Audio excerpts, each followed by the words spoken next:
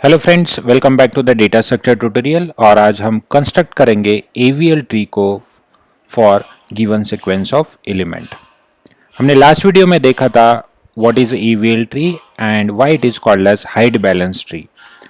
और AVL tree के कुछ टर्मिनोलॉजीज भी हमने डिस्कस किए थे, जैसे कि बैलेंस फैक्टर, और बैलेंस फैक्टर को कैसे कैलकुलेट किया जाता है वो भी हमने डिस्कस किया था। फिर उसके बाद हमने डिस्कस किया था rotations on AVL tree for making it a height balance tree. So let us start to construct a AVL tree. तो हमारे पास एक सीक्वेंस ऑफ एलिमेंट है जिसके अंदर हमने कुछ एलिमेंट्स लिए हैं 22, 27, 31, 10, 5, 15 एंड 29। बेसिकली एवीएल ट्री एक बाइनरी सर्च ट्री ही होता है। तो बाइनरी सर्च ट्री मतलब all the elements in the left sub tree will be smaller than it's parent. तो लेफ्ट साइड के सारे एलिमेंट छोटे होने चाहिए उससे पेरेंट से, और राइट साइड के एलिमेंट ग्रेटर होने चाहिए उसके पेरेंट से। So let us take one input at a time. तो पहले हम इनपुट लेंगे 22। तो 22 एक इंडिपेंडेंट नोड बन जाएगा, पहला नोड। अगर हम 22 का बैलेंस फैक्टर कैलकुलेट करें तो हमें कितना मिलेगा? 0। और बैलेंस फैक्टर कैसे कैलकुलेट करते हैं? लेफ्ट सब ट्री की height minus right sub tree की हाइट। अगर आपको पता नहीं है तो आप प्लीज़ हमारा प्रीवियस वीडियो चेक कर लीजिए, वहाँ पे हमने डिस्कस किया है how to calculate the balance factor. तो बैलेंस फैक्टर अगर -1, 0 और 1 इन तीन वैल्यू के अलावा अगर आता है तो उस नोड को हम अनबैलेंस नोड कहते हैं। तो यहाँ पे हमारा एक ही नोड है, इसलिए ये रहेगा बैलेंस। हमारा नेक्स्ट इनपुट रहेगा 27। तो बाइनरी सर्च ट्री के अंदर 27 इज ग्रेटर देन 22, तो वो चला जाएगा राइट हैंड साइड में, तो यहाँ पे आएगा 27। अगर इसका हम बैलेंस फैक्टर कैलकुलेट करते हैं तो 27 का बैलेंस फैक्टर मिलेगा हमें 0, क्योंकि उसे कोई भी लेफ्ट सब ट्री और राइट सब ट्री नहीं है। 22 को मिलेगा लेफ्ट सब ट्री 0 और राइट सब ट्री का पाथ है 1, सो 0 minus 1 it is -1। So this tree is a balance tree because it is in the -1, 0 and 1। फिर हमें नेक्स्ट इनपुट लेना है, दैट इज 31। अगर हम 31 को नया इनपुट लेते हैं तो हमें मिलेगा ट्री 22, राइट में है 27। और फिर अगर हमारा 31 आता है तो वो 22 से बड़ा है, राइट में जाओ, 27 से भी बड़ा है तो उसके राइट में उसे इंसर्ट कर दो। अभी हमें बैलेंस फैक्टर कैलकुलेट करना है, तो 31 का बैलेंस फैक्टर मिलेगा 0, 27 का मिलेगा लेफ्ट सब ट्री जो है वो है 0, कोई भी नहीं है, राइट सब ट्री में एक पाथ अवेलेबल है, तो 0 -1 ये मिलेगा हमें -1। तो 22 का अगर बैलेंस फैक्टर कैलकुलेट करना है तो अगेन लेफ्ट साइड में कोई भी नहीं है, तो यहाँ पे मिलेगा 0, और राइट साइड में हमारे कितने पाथ है? 2, तो 0 -2 ये हमें देगा -2। तो यहाँ पे आप लोग देख सकते हो कि हमारा जो बैलेंस फैक्टर है 22 का वो आया है -2, मतलब वो इन वैल्यू के बीच में नहीं है, तो वो हमारे लिए अनबैलेंस्ड हो गया। तो ये जो अनबैलेंस नोड यहाँ पे है उसके लिए हमें इन तीन नोड्स के ऊपर रोटेशंस करने हैं। और कौन से रोटेशंस करने हैं हमने यहाँ पे एक नोट बना के रखी है। यहाँ पे आप देख सकते हैं कि हमने प्रीवियस वीडियो में डिस्कशन किया था, अगर हमारी केस राइट रोटेशन वाली आती है तो हमें टॉप मोस्ट एलिमेंट को जो अनबैलेंस्ड है उसे रोटेट करना होता है लेफ्ट हैंड साइड में डाउनवर्ड डायरेक्शन में, तो वो हमें एक बैलेंस ट्री बना के देता है। तो इसी रोटेशन को हमें यहाँ पे अप्लाई करना है, क्योंकि हमें यहाँ पे जो केस मिली है वो केस है राइट रोटेशन, तो हमें इस 22 को नीचे रोटेट करना है। अगर हम ये रोटेशन कर देते हैं तो हमें जो ट्री मिलने वाला है वो ट्री मिलेगा 27 हमारा रूट नोड रहेगा, और फिर हम 22 को रोटेट करके नीचे लाएंगे तो वो 27 का लेफ्ट चिल्ड्रन बनेगा और 31 एज इट इज। अभी ये जो नया ट्री हमने बनाया इसका बैलेंस फैक्टर अगर हम कैलकुलेट करते हैं तो 22 का बैलेंस फैक्टर 0 मिलेगा, 31 का 0 मिलेगा, और 27 का लेफ्ट सब ट्री का पाथ 1 माइनस राइट साइड का 1, सो 1 - 1 0। तो ये हमारा नया बैलेंस ट्री हमें मिल गया। फिर हम लेते हैं हमारा जो नेक्स्ट इनपुट है, वो हमारा नेक्स्ट इनपुट है 10। So let us take 10 as a input. तो हमारे एग्जिस्टिंग ट्री के अंदर हमें उसे इंसर्ट करना है। तो हमारा एग्जिस्टिंग ट्री अभी जो लास्टली कंस्ट्रक्टेड है वो है 27, 22 राइट साइड में जाएगा 31। सो 10 इज स्मॉलर देन 27, लेफ्ट में जाओ, 10 इज स्मॉलर देन 22, फिर से लेफ्ट में जाओ और वहाँ पे उसे इंसर्ट कर दो, तो आपका 10 यहाँ पे आ गया। अभी आपको इस स्टेप पे बैलेंस फैक्टर कैलकुलेट करना है। तो बैलेंस फैक्टर मिलेगा 0, 22 का मिलेगा 1 माइनस राइट साइड में कोई नहीं है तो 0, सो इट इज़ 1। 27 के लिए लेफ्ट में 1 and 2 the maximum longest path, so 2 right side में मिलेगा 1, सो 2 माइनस 1 1 एंड 31 के लिए ऑब्वियसली 0 क्योंकि वो हमारा लीफ नोड है। तो ये ट्री हमारा बैलेंस ट्री है। हम नेक्स्ट इनपुट लेते हैं 5, तो हमारा अगला इनपुट है 5। तो एग्जिस्टिंग ट्री के अंदर हम लोग 5 को इंसर्ट करेंगे। तो ये हुआ 27, ये हुआ 22, ये हुआ 31, ये 10 और हमारा 5 27 से छोटा है लेफ्ट में जाओ, 22 से छोटा है लेफ्ट में जाओ, 10 से भी छोटा है लेफ्ट में इंसर्ट कर दो। तो ये हमारा 5 यहाँ पे आ गया। अभी अगर हम बैलेंस फैक्टर कैलकुलेट करते हैं तो 5 को मिलेगा 0, 10 के लिए left sub tree that is 1 minus right path 0, so it is 1 minus 0 1। 22 के लिए left sub tree 1 2 2 minus right side के लिए कितना आएगा 0, तो it is becomes 2 and for 27 it is 1 2 3 and right side के लिए 1, सो 3 माइनस 1 इट इज 2 एंड 31 के लिए इट इज 0। तो यहाँ पे हम अगर हम चेक कर लेते हैं तो हमें मिलेंगे दो नोड्स जो कि अनबैलेंस्ड है, एक मिलेगा 22 और दूसरा मिलेगा 27।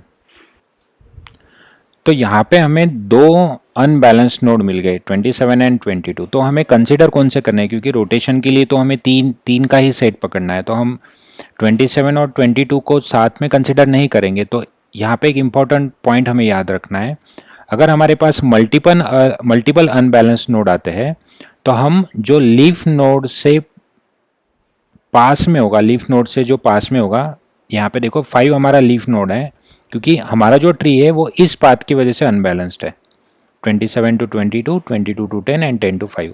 तो इस पाथ में से हमारा जो लीफ नोड है वो है 5 और ये जो लॉन्गेस्ट पाथ बना है उसमें जो अनबैलेंस्ड नोड होगा लीफ के पास, उस नोड को हमें कंसिडर करना है और जो दो एडिशनल नोड्स लेने हैं वो उसके नीचे के नोड्स लेने हैं उस लॉन्गेस्ट पाथ के ऊपर। तो हमें ये तीन नोड्स पे रोटेशन अप्लाई करना है। तो ये जो रोटेशन है लेफ्ट वाला, वो रोटेशन हमारा सेकेंड केस है। तो लेफ्ट रोटेशन में हम क्या करते हैं, टॉप मोस्ट एलिमेंट को राइट साइड में डाउनवर्ड डायरेक्शन में रोटेट करते हैं और हमें बैलेंस्ड मिल जाता है। तो हम लेफ्ट रोटेशन करने वाले हैं। तो यहाँ पे जो हमारा एग्जिस्टिंग ट्री बना हुआ है इसके ऊपर हमें जो रोटेशन करना है तो 22 को सिंपली राइट हैंड साइड में लेके आना है। तो इस रोटेशन के बाद हमें जो ट्री मिलेगा वो मिलेगा 27 एज इट इज़ रहेगा, 31 भी एज इट इज़ रहेगा। तो 22 अगर राइट में रोटेट हुआ तो हमें पैरेंट मिलेगा 10, 22 राइट में चला जाएगा और लेफ्ट में चला जाएगा 5। अभी हम अगर बैलेंस फैक्टर कैलकुलेट कर दे तो मिलेगा 0 0, 10 के लिए 1 माइनस 1 विच इज़ 0, 27 के लिए 1 2 माइनस राइट के लिए 1, सो 2 माइनस 1 इट इज़ 1 एंड 31 के लिए ऑब्वियसली इट इज़ 0। तो ये हमारा बैलेंस ट्री बन गया है। हम अगला इनपुट लेते हैं, हमारा अगला इनपुट है 15। तो अगर हम 15 को इनपुट लेते हैं तो हमारा जो ट्री बनेगा वो कुछ इस तरह से, हम एग्जिस्टिंग ट्री पहले ड्रॉ कर लेते हैं। 10, इट इज़ 5, इट इज़ 22, यहाँ पे आएगा 31। तो 15 27 से छोटा है तो लेफ़्ट में जाइए, 10 से बड़ा है राइट में जाइए, 22 से छोटा है लेफ़्ट में इंसर्ट करिए, तो यहाँ पे आएगा 15।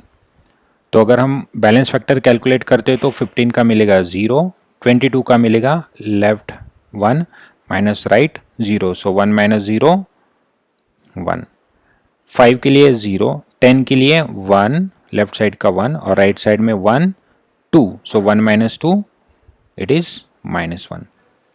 27 के लिए लेफ्ट साइड में लॉन्गेस्ट पाथ 1 2 3 और राइट साइड में 1, सो 3 माइनस 1 2 और 31 के लिए बैलेंस फैक्टर मिलेगा 0। तो यहाँ पे हमें अनबैलेंस्ड नोड मिला 27 क्योंकि उसका बैलेंस फैक्टर कितना है 2।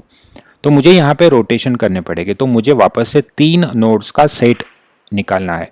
तो ये अनबैलेंस क्यों है, क्योंकि आपके पास ये लॉन्गेस्ट पाथ है तो इसके हाइट कम करनी है। तो हमें इंक्लूडिंग अनबैलेंस नोड उसके नीचे के उसी पाथ के ऊपर के 2 नोड हमें पकड़ने होता है। तो ये हमें सेट मिल गया और इन सेट पे हमें रोटेशन करना है। तो ये जो केस है लेफ्ट राइट रोटेशन वाली केस है, उसके लिए हमने लास्ट वीडियो में जो एक्सप्लेनेशन देखा था वो था फोर्थ केस। तो यहाँ पे देख सकते हो it is a left right rotation. उस केस में हमें ये 2 स्टेप में करना होता है। पहले तो जो बॉटम वाला एलिमेंट है वो उन दोनों के बीच में चला जाता है लेफ्ट रोटेट होके। तो यहाँ पे कुछ 25 को हमने रोटेट किया था 20 और 30 के बीच में, और फिर जो टॉप मोस्ट एलिमेंट है उसे राइट साइड में रोटेट करके नीचे लाया था। तो ये हमारा लेफ्ट राइट रोटेशन था।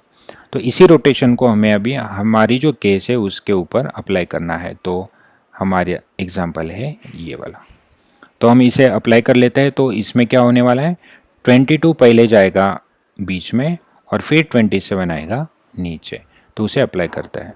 तो हमारा पहला रोटेशन होने के बाद यहाँ पे जो केस मिलेगी वो मिलेगी 27। यहाँ पे हमें और एक इंटरेस्टिंग चीज़ पता चलेगी, 10 सॉरी नॉट 10 इट इज़ 22 यहाँ पे चला जाएगा लेफ्ट रोटेट होके।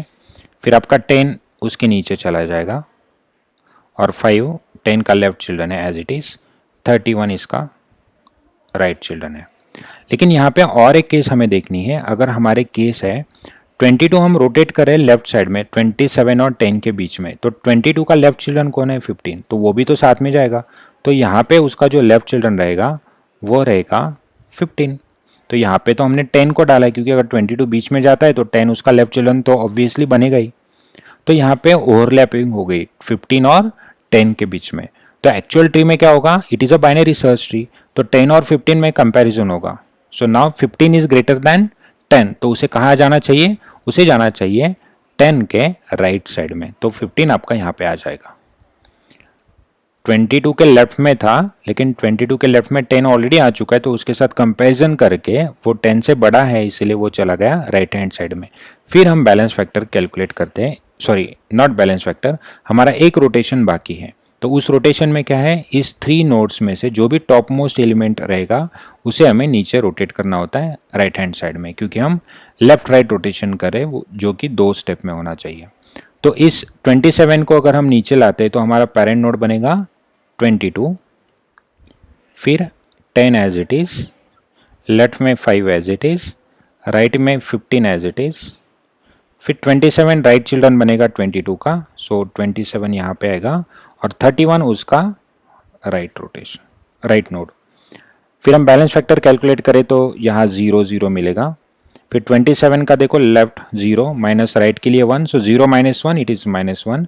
For 22 it is 1 2 minus right के लिए 2, सो इट इज़ 0। 10 के लिए 1 माइनस 1 इट इज़ 0। तो ये हमें मिल गया बैलेंस ट्री।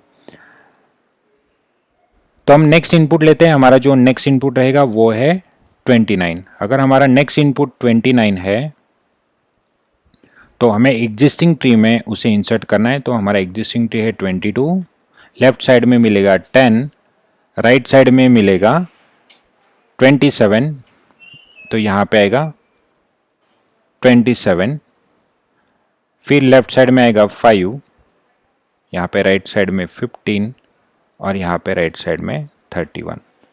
ना 29 इज ग्रेटर देन 22, राइट में जाओ, 29 ग्रेटर देन 27, राइट में जाओ, 31 से छोटा है लेफ्ट में जाओ, तो यहाँ पे मिलेगा आपको 29। फिर अगर आप कैलकुलेट कर लेते हो बैलेंस फैक्टर हर एक नोड का तो यहाँ मिलेगा आपको 0, यहाँ पे भी 0, ये हमारा 15 है, यहाँ पे भी 0 मिलेगा। फिर 31 के लिए लेफ्ट सब ट्री 1, राइट में 0, सो 1 minus 0 it is 1। For 27 left children is 0, so 0 minus right side में 2, सो 0 माइनस 2 ये मिलेगा हमें -2। 10 के लिए 1 माइनस 1 0, 22 के लिए लेफ्ट 1 2 लॉन्गेस्ट पाथ 2 और राइट साइड में 1 2 3, सो 2 माइनस 3 आप कोई भी पकड़ सकते हो, यहाँ पे ये पकड़ो या ये पकड़ो, एक ही हाइट मिलने वाली है, सो 2 माइनस 3 दैट इज -1। तो हमें यहाँ पे एक नोड अनबैलेंस मिला और वो नोड है हमारा 27। और फिर हमें यहाँ पे रोटेशन करना है इन 3 नोड्स के बीच में। तो ये हमारी जो केस मिल गई वो केस है राइट लेफ्ट रोटेशन, और उसके लिए जो हमने रोटेशंस देखे थे वो रोटेशंस थे यहाँ पे third case right left rotation, तो जो बॉटम मोस्ट एलिमेंट है वो पहले राइट में रोटेट होके 20 और 30 के बीच में चला गया और फिर टॉप मोस्ट एलिमेंट हमारा लेफ्ट साइड में नीचे आ गया। तो इसी केस को हमें अभी जो कंस्ट्रक्ट किया है उस ट्री के ऊपर अप्लाई करना है। तो यहाँ पे पहले 29 रोटेट होके यहाँ बीच में चला जाएगा और फिर 27 हमारा नीचे आएगा। तो इस रोटेशन को करने के बाद हमें जो ट्री मिलेगा वो मिलेगा 22 एज इट इज़। पहले हम लेफ्ट सब ट्री बना लेते हैं क्योंकि वहाँ पे कोई चेंज नहीं है। तो 5 और यहाँ मिलेगा 15। फिर राइट साइड में देखो हमारा 27 एज इट इज़ रहेगा। फिर रोटेट होके 29 उनके बीच में चला गया, 27 और 31 के बीच में। फिर इस रोटेशन के बाद हमें जो टॉप मोस्ट एलिमेंट मिला था उसे नीचे लाना है। तो जो नीचे आने के बाद हमें ट्री मिलेगा वो मिलेगा 22, 10, 5 एंड 15।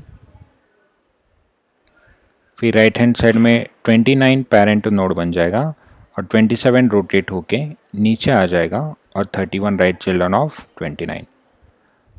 तो अगर हम अभी बैलेंस ट्री का बैलेंस फैक्टर कैलकुलेट करते हैं हर एक नोड का, तो वो हमें कुछ ऐसे मिलेगा 0 माइनस 1 माइनस 1 0, इसका भी 1 माइनस 1 दैट इज 0, इसका 1 2 माइनस 2, तो यहाँ मिलेगा 2 माइनस 2 0। तो ये हमें फाइनली हमारा बैलेंस ट्री मिल गया।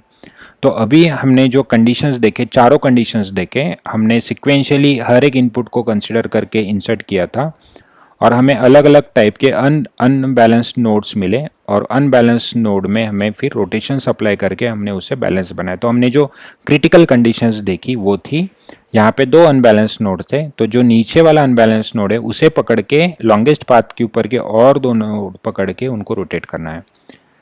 फिर जिगजैग रोटेशन में हमने देखा कि अगर ओवरलैपिंग आता है तो उसका कंपैरिजन होके फिर उसका पोजीशन डिसाइड होता है, और जब भी जिगजैग रोटेशंस आते हैं लेफ्ट राइट और राइट लेफ्ट, तो उसे हमें 2 स्टेप में फॉलो करना होता है।